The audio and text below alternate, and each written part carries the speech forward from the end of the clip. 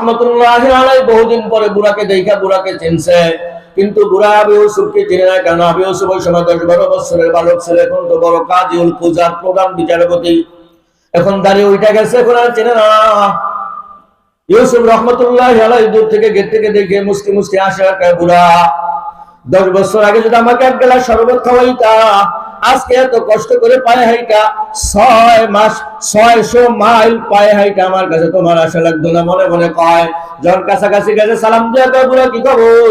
হুজুর বিপদে পড়েছি, মাসআলা জানতে চাই। কয় কি মাসআলা? কয় এই মাসআলা। কয় সমাধান আমার কাছে আছে, দিতে পারি, তবে একটা শর্ত। কয় কি শর্ত?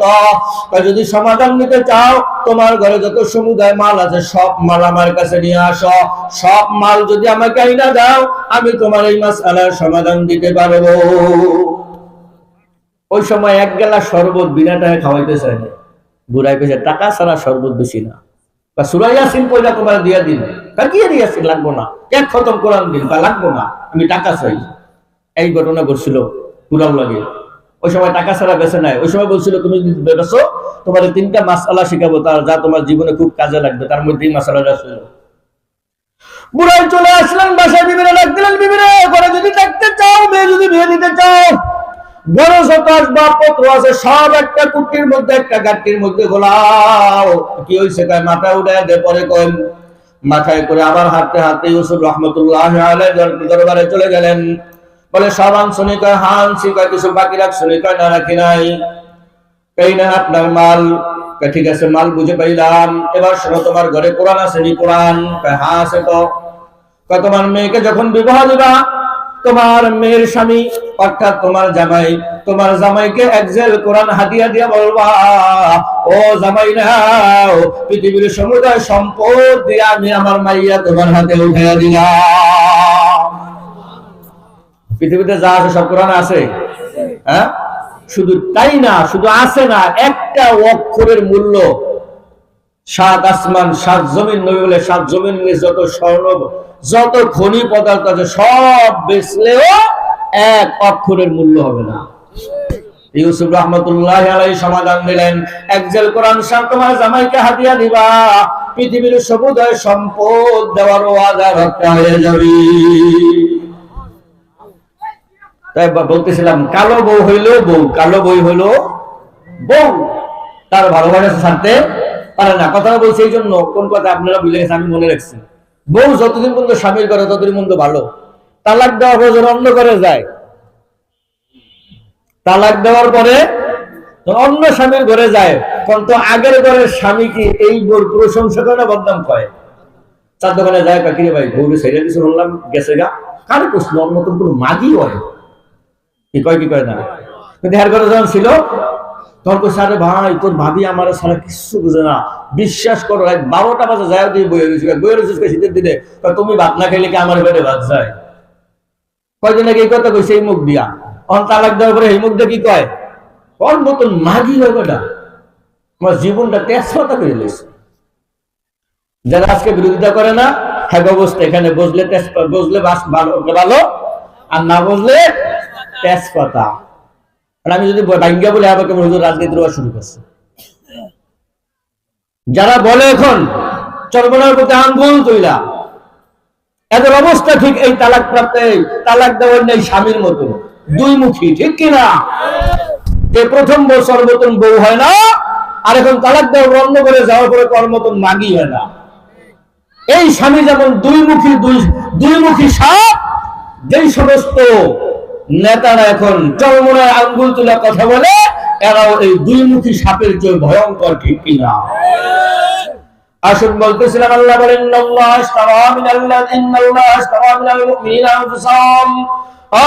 আমি তোমাদের থেকে জান এবং মাল করে করলাম বিনিময় জান্নাত দিলাম। কিন্তু সুসংবাদ হলো, আমার মাল লাগে না, জান লাগে না, তোমারটা তোমার কাছে রেখে দিলাম। 2 শর্তের বিনিময়। কয় শর্ত? 2 শর্ত। 1 নাম্বার শর্ত, মুমিন এই সম্পদ কোনো হারাম রাস্তায় খরচ করতে পারবে না, হারাম পন্থা ইনকাম করতে পারবে না, হালাল পন্থা ইনকাম করবা, হালাল পথে ব্যয় করবা। 2 নাম্বার শর্ত, মুমিন আমি যখনই আমার প্রয়োজন হবে, আমি যখনই তোমার কাছে যা চাবো, আমার মাল দেওয়া, আমার রাখা মাল থেকে আমি যখন যা চাবো তখন তা আমাকে দিতে হবে, ঠিক কিনা? বোঝার জন্য উদাহরণস্বরূপ আমার কাছে মনে হয় আমার এই চাচা কইছে, জামাই মিয়া তোমার অনেক বিশ্বাস করি, 50,000 টাকা তোমার কাছে রাখলাম, জমা রাখো, আমি যখন চাই তখন দিও। আবার এই রাখার সময় কইছে, জামাই মিয়া তুমি তো রাখবা ঠিক, থুয়া দিলে তুলিতে খাইয়া লেবো, তুমি ব্যবহার করবে, সমস্যা নাই, খরচ করলো, তোমার লাগলে খরচ করবা, আমি যখন চাই আমার দিলি দিবে। এই কথা করে আমারে দিছে। অনেক 50,000 টাকা আমি কয়েকদিন লাগতে সারতে হবে, 50,000 টাকা এত মোহাব্বত আমার জমছে। 6 মাস পরে একা জামাই মিয়া ওই যে টাকা দিয়েছিলাম না, টাকা দাও, আমার লাগবো, 10,000 দাও। তাহলে আমি বলি কি, আপনি আবার টাকা দিচ্ছেন কবে মাঝে, আপনি আবার টাকা দিচ্ছেন নি, কিসের টাকা দিচ্ছেন, এটা তা আমার, আমি কামাইছি। কারণ আমি 50,000 টাকা দিলাম, হে দিয়ে তো তুমি ব্যবসা করতে করতে 5 দোকানের মালিক হইছো। কেন কইছে কেন, আমি নিজে রতে খাইটা দিন রাত কষ্ট কইরা, রাত্রে রাত বলি নাই, দিনকে দিন বলি নাই, দুপুরে খানা রাত্রে খাইছি, রাত্রে খানা সকালে খাইছি, সকালে খাইতেই পারি নাই, এত কষ্ট কইরা পরিশ্রম কইরা শ্রম দিয়া এরপরে 5 দোকানের মালিক হইছি। আমার আপনারা কি করবেন, ভালো জামাই না নিমক হারাম জামাই? হুদা নিমক হারাম করবেন? হ্যাঁ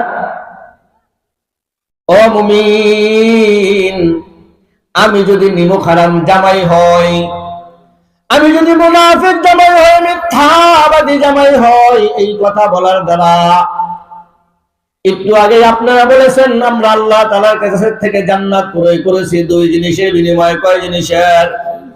কি কি? জান আর মাল আল্লাহর হাতে তুইলা দিবেন, আল্লাহ থেকে জান্নাত নিয়ে নিছেন। তাহলে জান আর মালের মালিক এখন কে? আল্লাহ। জান আর মালের মালিক আল্লাহ, আমরা মুমিনরা হলাম জান্নাতের মালিক, ঠিক কিনা? এবার আল্লাহ ডাক দিয়ে বলে, বান্দা তোমাকে আমি যে জান দিয়েছি, যে মাল দিয়েছি, ওই জান এবং মাল থেকে এখন খরচ করার পর আমাকে কিছু দাও, আমার কিছু লাগবে।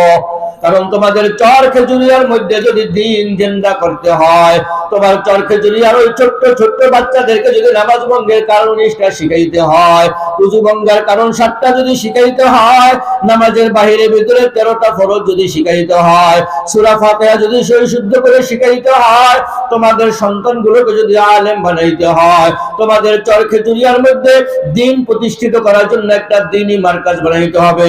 আর মার্কাজ জিন্দা রাখার জন্য, মার্কাজকে টিকায় রাখার জন্য, মার্কাজকে ধরে রাখার জন্য কিছু সম্পদের প্রয়োজন। কিছু সম্পদ এখন আমার রাস্তায় দাও। এখন যে বলবেন, ও আল্লাহ এত কষ্ট করে এই যে দাম লাগাইলাম, কয়দিন আগে দাম পাকছে আবার ঘরে নিছি, ও আল্লাহ এত কষ্ট করে আমি নিজে বানাইলাম, নিজে করলাম, আর এখন তুমি মাঝখান দিয়া কতবার ঘরের লিগে চাও, আমি দিব না, আমি নেব না। অনেক কষ্ট করছি, রোদ্রে ভুইয়া ধান লাগাইছি, আমি কামাই করছি, কি তোমার, তুমি দিছো, কোন প্রমাণ আছে? তাহলে আমরা কি কি নিমো খারাপ হইবেন? কেটে কেটে রাজাগান কেউ হইবেন না? মাশাআল্লাহ। মসজিদ মাদ্রাসা দান করলে ফায়দা কি? আমি ছোট্ট একটা ঘটনা শুনে আমার ওস্তাদ বলছেন, আগের যুগের মানুষও যখন মাদ্রাসা পরিচালনা করতেন, বোর্ডিং চালাইতে করতেন, না হয় জাগির দিতেন, না হয় বাসা বাড়ি থেকে খানা পাক করে মাদ্রাসায় দেওয়া যাইতেন। ওই গ্রামের মধ্যে একটা ফ্যামিলি ছিল, বুড়া আর বুড়ি 2 জন, কোন সন্তান ছিল না, কোন ছেলে সন্তান ছিল না, কন্যা সন্তান ছিল না। একদিন বুড়ায় বুড়িরে ডাক দিয়া কয়, বুড়ি জীবনে অনেক সম্পদ কামাইছে, অনেক সম্পদের মালিক হয়েছি, তুমিও বুড়ি হয়েছো, আমিও বুড়া হয়েছি, কয়েকদিন পরে তুমিও কবরে যাইবে, আমিও কবরে যাবো, সম্পদ খাবে কেনা? ও বুড়ি, আমি একটা সিদ্ধান্ত নিয়েছি, আমাদের চর খেজুরিয়ার মধ্যে যে একটা মাদ্রাসা, গরিব অসহায় ছাত্ররা লেখাপড়া করি, প্রত্যেকদিন রাত্রে একবেলা খানা তুমি পাকাবা, আমি বাজার সদাই করে দিব, তুমি পাক করে গুছাইয়া দিবা, আমি মাথায় করে নিয়ে বাচ্চাদেরকে নিজ হাতে খাওয়াইয়া দিয়ে আসবো।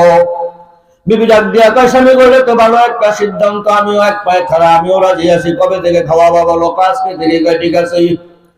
দৈনিক বুড়ি খাবার পাক করে দেয়, বুড়ের মাথায় করে নিয়ে আসে। দেখবেন যাদের নাতি পুতি আছে, অনেক সময় দাদারা যখন নাতিদেরকে ভালোবাসে, অনেক মোহাব্বত করে, অনেক ভালোবাসে, কোলে করে পিঠে করে গাড়ে করে কোনো শুধু দৌড়াদৌড়ি করে, তখন দেখবেন নাতির অনেক সময় ভালোবাসা দাদারা কয় ও গোড়া, কয় না ও গোড়া, ডাইনে যাও বামে যাও খাড়াও, ওই সে দাদা